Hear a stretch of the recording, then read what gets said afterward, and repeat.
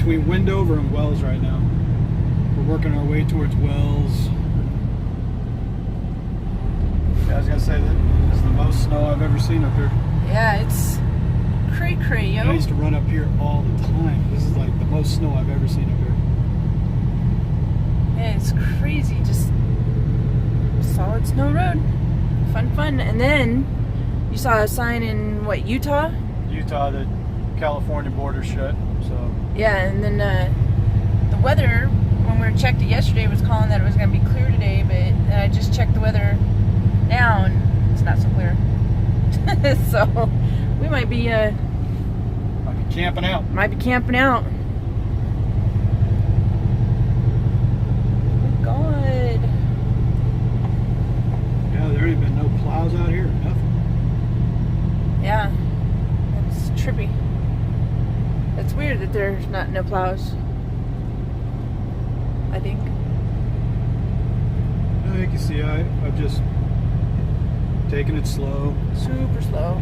Don't want to. We're light. I don't want to take a chance to spin out or anything. So just grind down slow. Sure. Because once you get a little bit of speed going, it's going to get much harder to stop. Yeah, well, that's when you start fishtailing and could jackknife. You can see your jackknife start happening, you know. Because I've had that happen before too. You're going down, you try to hit the brakes a little bit, you start seeing your trailer kick out on you and everything. It's like, you got to let off and then try it again, let off, try it again before. A lot of people, they see that happen and they'll just stab their brakes and go, oh, I'm freak out. But that's how you end up with a semi all the way across the road. Now, what would be the best thing to do? Just like what we're doing right now, that I haven't had any wheel spin, you know, that I've kept traction the whole time, and I'm just going slow. I'm real careful when I gotta pick a new gear, you know, that I make sure to do it very quickly so I don't lose traction and accelerate too hard or anything like that. Like right now I'm on the brakes, constantly watching my mirrors to make sure I don't see the trailer moving around back there at all. Now, if it does, I gotta let off so you can coast and straighten out, and then hit your brakes again. You start fishtailing or anything, you feel it start squibbing on you a little bit. Let off, let it roll again, which is a hard thing to do sometimes because you're heavy and you don't want to pick up speed. But you know, it's just one you got to stab it, bring it back, stab it, bring it back. You know, just. So it's like just letting off and coasting again. Is that like the best way to recover from your trailer starting to slide out sideways? Yeah, if it starts kicking out on you, the best thing you can do is let off, and you'll straighten out, because what's happening is, you know, the trailer's pushing and you might get wheel locked back there or something, and that's where you start seeing it slide out. So now on the other end, if your truck brakes lock up, the trailer's going to push you, and that's why you jackknife and stuff too and slide out. So, you know, today with most trucks having anti-lock brakes and all that kind of stuff, you don't have it as bad.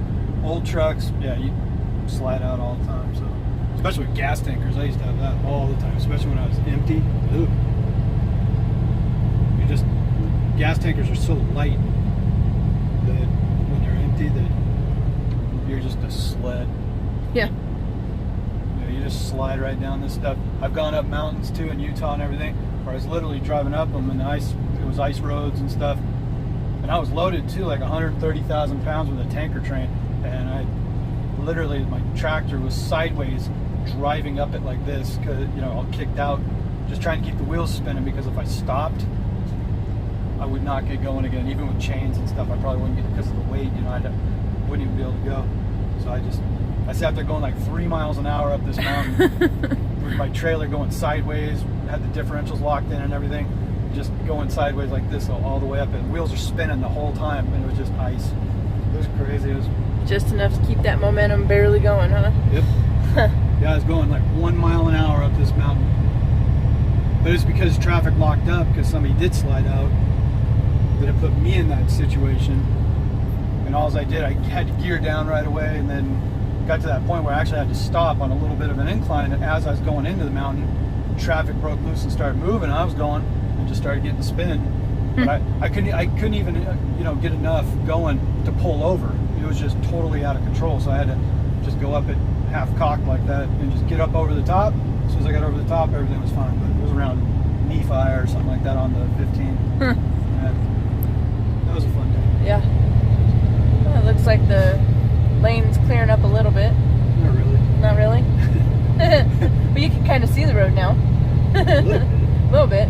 It's a good thing they got that barrier there, so at least, stay between the bumpers. It's a good thing they got a barrier and a berm over there, so if I spin out, at least I'll not go off a cliff. Right, yeah. Cliff's kind of final, Yeah. Ever wanted to fly? Yeah, like right now I'm just lightly feathering my brakes, bringing my speed back down, let off a little bit. Like I said, I'm not locking up or anything. I haven't had any problems yet, but you just take it easy.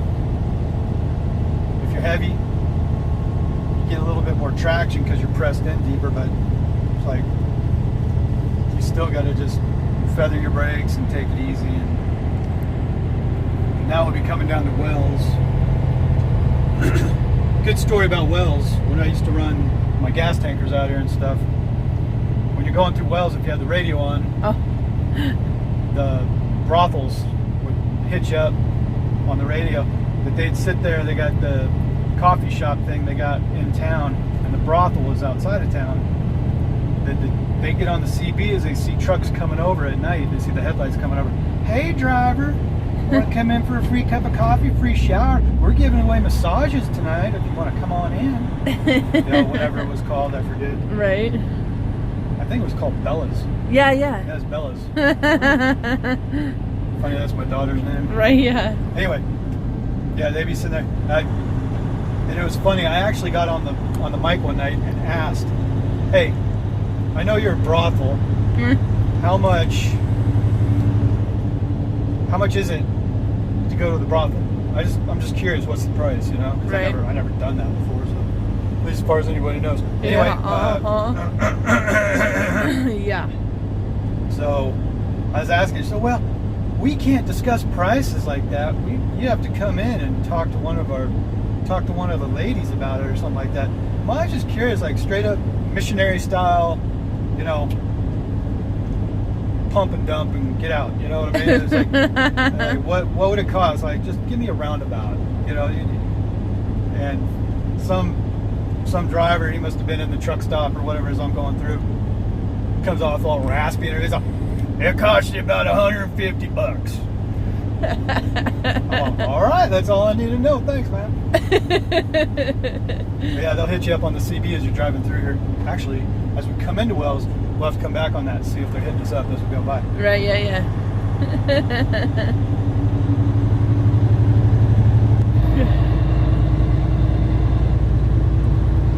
Come on, ladies of the desert. Ladies of the desert. It's like being out in Wells, I wonder if they're even good looking. You know what I mean? I don't know. It's like, do they recruit tweakers and dumpster divers and all that kind of stuff? I can't imagine Wells being the hotbed of, Yeah. good looking women. Right? We'll come back when anything comes on. All right. Out.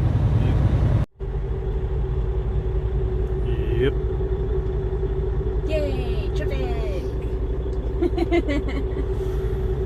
So we just got on the 395 north out of Reno.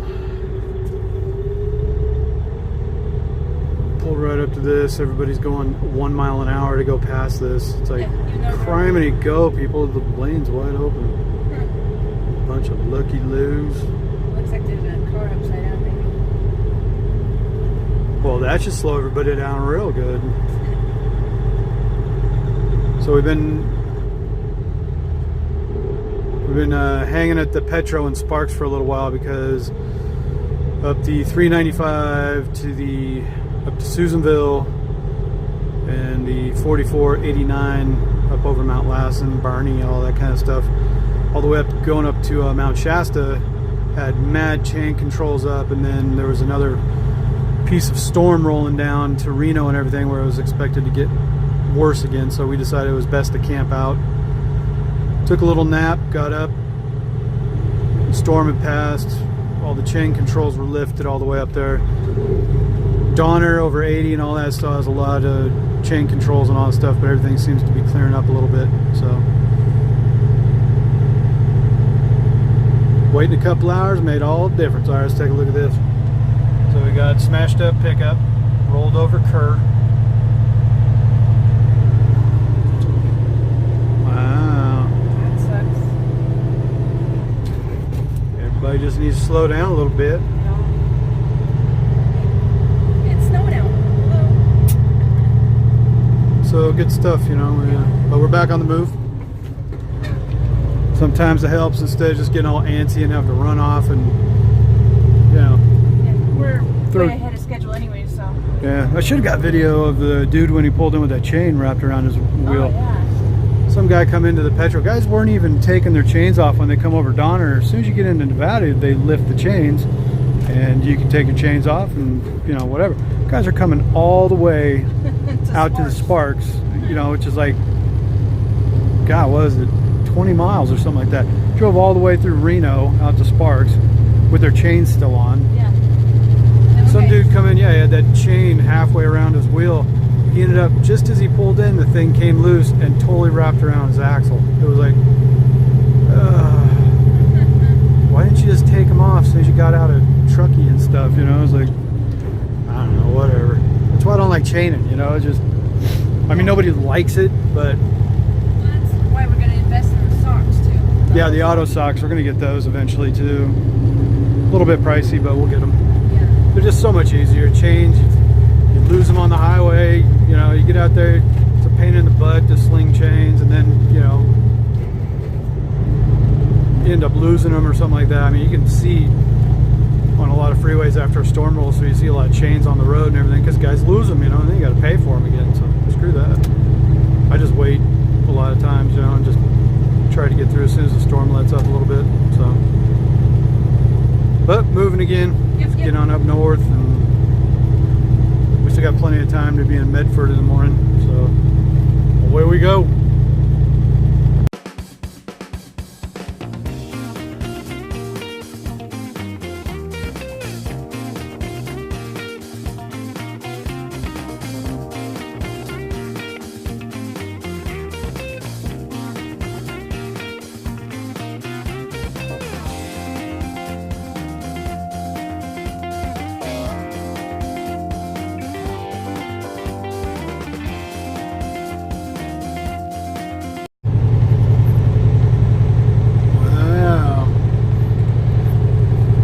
Pretty good accumulations up here on Highway 44 right now. Yeah.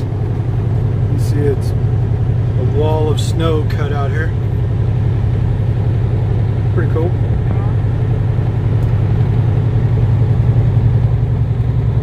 Nice slippery road. Is it slick? Yeah. Yeah, we got out of Reno okay, got up Susanville. Had a few little flurries, road got a little covered up for a minute. But they pulled up all the chain controls and stuff, so we just blasted on through that. Now we're up here on 44. Gonna head over down Mount Lassen after a little bit. Hook up on the 89, go up through Barney, all that, up to Mount Shasta. Hook up with the 5, I-5 North, get up to Medford. By the way the weather maps are looking, the weather's pretty much broke for the night, so we're just up here dealing with the aftermath is about it. It's alright. Yeah. That's slow go at 45 miles an hour. Yeah, it's a little bit slow. Better go slow Yeah. than be no mo. Right? Right? These big old chunks. Yeah. It's pretty nasty up here. A little bit. Alright. So if we spot Bigfoot, we'll let you know. Yeah. Right? Right?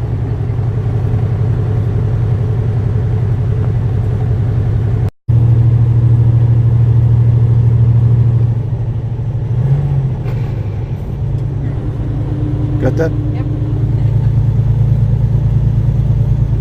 So we're on Highway 89 north of Barney right now. Pretty good snow pile up. We got a full moon out though. Just thought it was cool. You can see all the trees with the snow on it. Yeah. Yeah, it's actually bright enough you can see it. Yeah, at night. bright enough you can see it. Wow. I always like coming through here though. Look at that wall of snow though. Yeah. Like 5 foot high wall of snow. Roads are good though.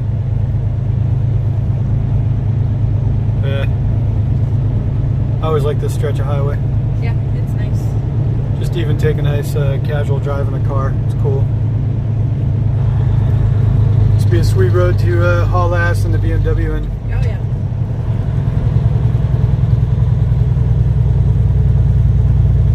Good stuff. Yeah. Yeah, if you can see it up there though. All the pine trees just have all the snow hanging on them. It's cool. It's cool they got so much that they're like super pointy cone, like, you know, not normal triangle shape. What? Yeah, you know what I'm talking. They remind me of like Grinch trees. Alright, so I guess that was that.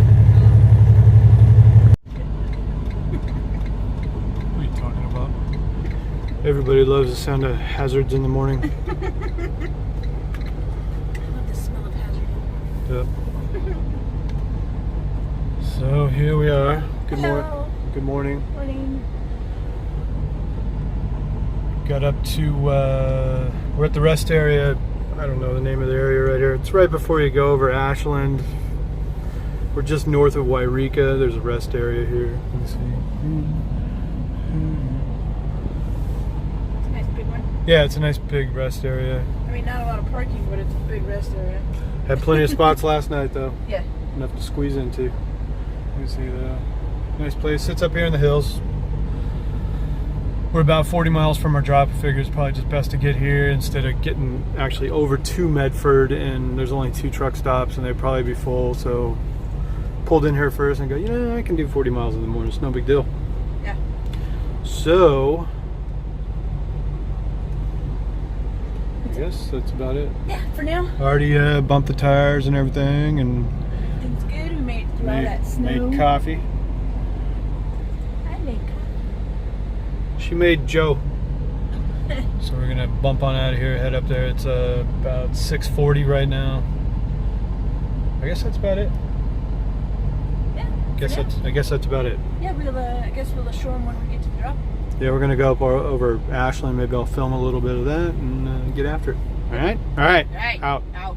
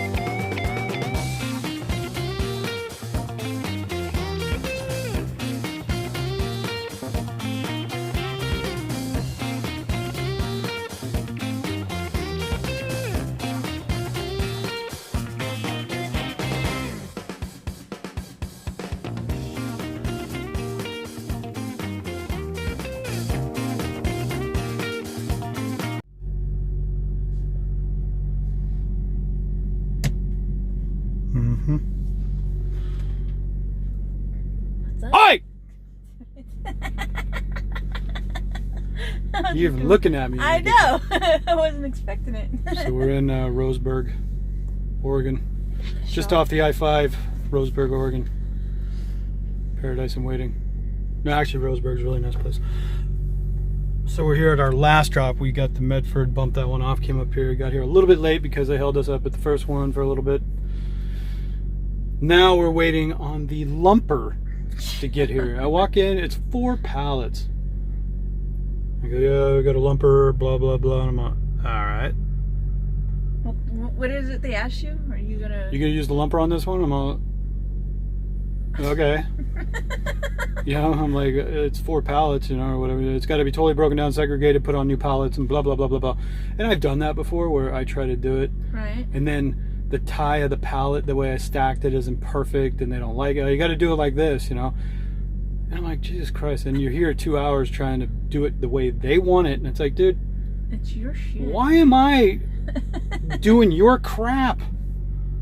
So I say, yeah, hire the lumper. We'll just bill it back anyways, And he goes, all right, I'll give him a call. He just lives down the street. It's like some dude down the road that comes in and does their unloading for him or something, I guess. I don't know. I guess that's a great gig if you're a lumper. Well, yeah, but then I don't get it, though. It seems like the most retarded part of trucking, the whole reefer industry for the most part, is the lumpers. Yeah, it's like you order. They serve a purpose. You order what? Well, they order all the crap to get delivered, but then they don't want to pay to have it unloaded. Yeah, you show up and they go, okay, that'll be $300 so we can unload our stuff. Right, yeah. It's like, what? What are you talking about? I have to pay you to take your crap? Yeah, how's about this? That you ordered? Your truckload of frozen pizzas out there, I'm just going to keep them. How's about? I wish all drivers would do that. Like, well, that's like saying, you order something in the mail, and you get a package in the mail, and then you tell the mailman, okay, now that'll be $50 for you to open the box for me. Yeah. And take my crap out. It's just retarded. No, if you wanted to really shut this lumper thing down, it's like, because like I said, we bill it back, but we get charged $5 for the lumper service back through our payroll. And same thing was with Landstar or anything, you had to pay ComCheck fees or whatever it is to pay a lumper service. And it's like, dude, why are you not just an employee of this place unloading the trucks? Right, yeah. You're a separate service that like, what? How come the place that ordered the stuff to begin with, that wanted it, yeah, you want to do away with this real quick, all drivers just refuse to pay lumpers. Go, I don't pay lumpers. And they go, well, you have to have the lump, or are you going to do it yourself? No, it's your stuff. You unload it. Well, and what's weird is, like, some places do it and some places don't. Yeah, some places, it's prepaid. You're good. And it's like, all right, cool, thanks. But it's the way it should be. You ordered it. Right, yeah. Take it off my damn truck. Let me get out of here. No, that'd be, if all truckers did that, it'd be hilarious. So just say, no, I don't pay lumpers. Well, you going to unload it yourself? No, you're going to do it. It's your stuff. Right. Yeah. I brought it here. I've been working for days to get here. Yeah. At least you can do is get you on your little forky lift over there and take it off my damn truck and let me get out of here. Yeah. And then they go, well, that's not going to happen. Okay, bye. And just leave. I guess I own 30,000 pounds of, cookies now. Thanks. 30,000 pounds of paper towels. Yeah, something. Lame. Yeah. So we're waiting on this lumper dude to show up apparently, and we're going to get unloaded and get out of here. Be empty in Roseburg, Central Oregon. Probably gonna have to go to Portland or something like that. Probably.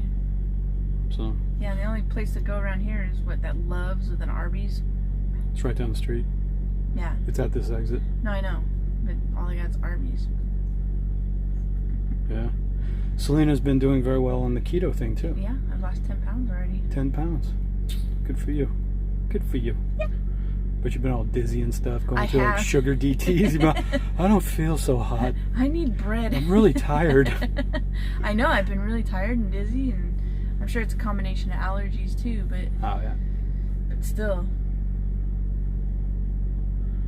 But, stepping on that scale and seeing 10 pounds gone it's kind of worth it. It's a motivator. Yeah. It's kind of like when you're a teenager and you whip out your ruler. It's another half inch. Yeah. I gained almost an inch this month. It was almost 1 centimeter I'm really maturing. Right? I need 2 fingers instead of 1 now. Yeah. No more thumb and 2 fingers. It's almost a full palm. Every guy is gonna know what I'm talking about. Right. Chicks are like, what is he talking about? I don't understand. 1 inch? What? It starts when you're about like 10, 11 years old, and then you're like you're the thumb and 2 fingers, and then by about 13 you're up to like 3, 4 fingers and a thumb type thing, and then later teens you're full fisting it, and then if you're really lucky you're double fisting it later. Right. You know what I mean? Of course, then you get those early sprouters. They're already double fist him by the time they're 14. It's like, he comes from good stock, that one there, right? That lucky bastard. He gets to go through he gets to go through Clydesdale. He gets to go through high school, walking through the showers. Everybody else all wearing their underwear still, and he just walks straight through, going, "What?" Dinging the bells. Yep. Yeah, that's the guy that's got all the girlfriends in high school. And he's the one sacking groceries later too. With yeah, he's the dummy. Overweight. He's the 45-year-old working at Home Depot in the plumbing department later on. You know what I mean? Going, I think you need this elbow pipe. I don't know. Goes home, drinks beer, and talks about all the cheerleaders from 20 years ago. Like what's his name from Napoleon Dynamite? Oh, what's his name? His uncle or whatever that lives in the van. Yeah. Back in '82, I could throw a football a quarter mile. Yeah. He's all, are you serious? No, I'm dead serious. I could throw a football over the mountains. Coach put me in fourth quarter. Used to. Yeah. Man, I'd be pro. Living on the beach with my goddess. Back in '82. All right, enough of that. Yeah. All right. Back in '82, I used to be able to throw a pigskin a quarter mile. Are you serious? I'm dead serious. Watch this.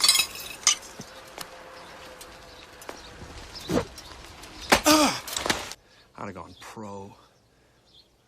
In a heartbeat. I'd be making millions of dollars and living in a big old mansion somewhere. You know, soaking it up in a hot tub with my soulmate. It was Uncle Rico. Uncle Rico. Napoleon Dynamite. I had to come back and throw that. I just remembered. Uncle Rico. And then his brother Kip gets that black chick LaFonda.